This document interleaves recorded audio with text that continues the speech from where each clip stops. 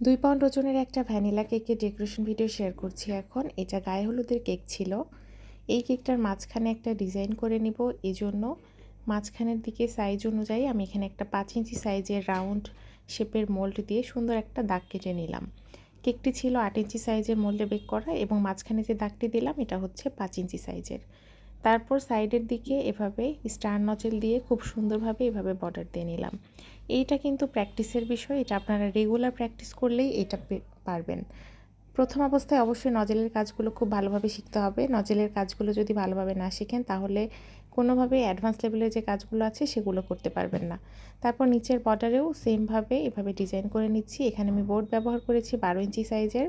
বোর্ডটা একটু বড় সাইজে নিলে হয় কি যে কাজ করে শান্তি পাওয়া যায়, সাইডের দিকে ভয় থাকে না। কোনো ফুলের কাজও যদি থাকে তাহলে সে ফুলগুলো নষ্ট হয়ে যাওয়ার চান্স থাকে না। বক্সে করে দিলে খুব সেফলি কেকগুলো পৌঁছানো যায়।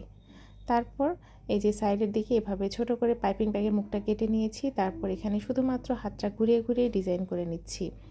এই ডিজাইনটি আপনারা কিন্তু রেগুলার প্র্যাকটিস করলে আপনারাও পারবেন। প্রথম অবস্থায় যে বেসিক যে কেকের ডিজাইনগুলো করা হয় সেই ডিজাইনগুলোর মধ্যে এটা কিন্তু একটা গায়ে হলুদের কেকের আমি ডেকোরেশন করছি। এই কেকটা আসলে ফাইনালি দেখতে এত বেশি সুন্দর লাগছিল। এখন যে কেকগুলো আছে স্টিকার শেপের কেকটা বেশি চলছে, তবে আমার কাছে মনে হয়েছিল যে আমি একটু ইউনিক করব, একটু আলাদা টাইপের ডিজাইন করব।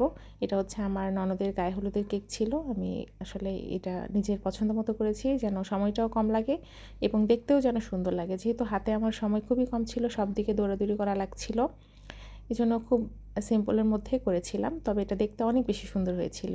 আর এখানে যে রেড কালারটি দিচ্ছি এই নজেলটি হচ্ছে স্টার নজেল। এটা একদমই ছোট সাইজের একটা স্টার নজেল। এই স্টার নজেলটি আপনারা পেয়ে যাবেন যে ছোট ছোট যে নজেলের বক্সগুলো আছে সেগুলোতে এই নজেলটি পেয়ে যাবেন। তারপর এই নজেল দিয়ে যেখানে যেখানে আমার মন চাচ্ছে সাইডের দিকে যতগুলো ফ্লাওয়ার দেওয়া যায় আর কি একটু গ্যাপ দিয়ে দিচ্ছি। এটা দেখতে আসলে অনেক বেশি সুন্দর লাগবে। দেখেন আমি যখন কেকটা পুরোপুরি রেডি করব তখন কিন্তু দেখতে অনেক বেশি সুন্দর লাগবে। কিছু ফ্লাওয়ার এই যে বোর্ডের উপরেও দিয়ে দিচ্ছি, তারপর বর্ডারেও আমি কিছু ফ্লাওয়ার দিয়েছি একটু গ্যাপ দিয়ে, আর উপরের দিকে দিয়েছি 2টা করে ফ্লাওয়ার। আর এভাবে সাইডের দিক থেকে পাতা দিয়ে দিচ্ছি। পাতার জন্য আমি এখানে ব্যবহার করেছি 352 নাম্বার নজেল। এই নজেলটি দিয়ে ছোট ছোট পাতা তৈরি খুব ভালো হয়।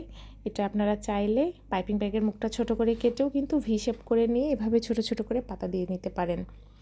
এই তো আমার কেকটি মোটামুটি মানে একদম শেষের পর্যায়ে রেডি করা হয়ে গিয়েছে। আর মাঝখানের দিকে যার গায়ে হলুদ ছিল তার নামটি আমি খুব সুন্দরভাবে লিখে নিয়েছি ফন্ডেন্টের উপরে। তারপর এটা খুব সুন্দরভাবে মাঝখানের দিকে সেট করে দিলাম। এই তো, আর কেকটা দেখেন দেখতে অনেক বেশি সুন্দর লাগছিল। আর সাইডের দিকে একটু যদি সুগার বল দিয়ে দেওয়া হয় তাহলে তো একদমই সোনায় সোহাগা। এই লুকটা মানে দেখার মতো ছিল।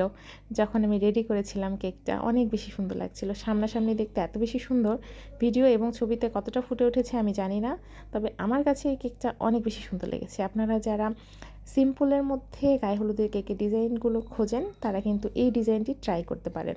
ভালো লেগে থাকলে অবশ্যই শেয়ার করে দিবেন। ধন্যবাদ।